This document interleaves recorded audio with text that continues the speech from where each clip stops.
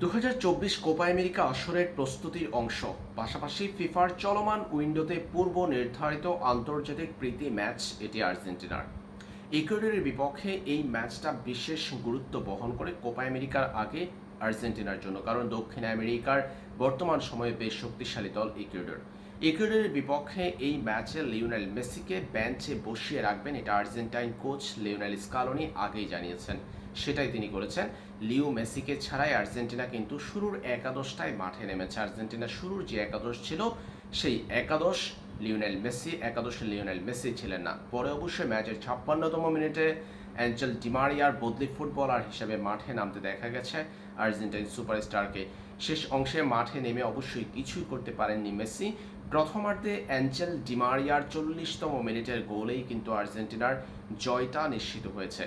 এই ম্যাচে আর্জেন্টিনার জয়ে স্বস্তি তো আছে, তবে ভক্তদের মনে একটা প্রশ্ন রয়েছে। লিও মেসি এই ম্যাচে শুরুর একাদশে ছিলেন না, তিনি কি কোপা আমেরিকাতেও এমন বদলি ফুটবলার হিসেবে খেলবেন? লিওনেল স্কালোনি কি জানিয়েছেন এই প্রসঙ্গে?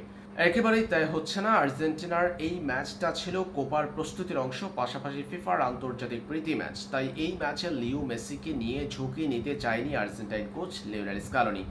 কোপা আমেরিকার মূল আসরে লিওনেল মেসিকে শুরুর অংশ থেকে পাবে দল, এটা আগেই জানিয়েছেন লিওনেল স্কালোনি।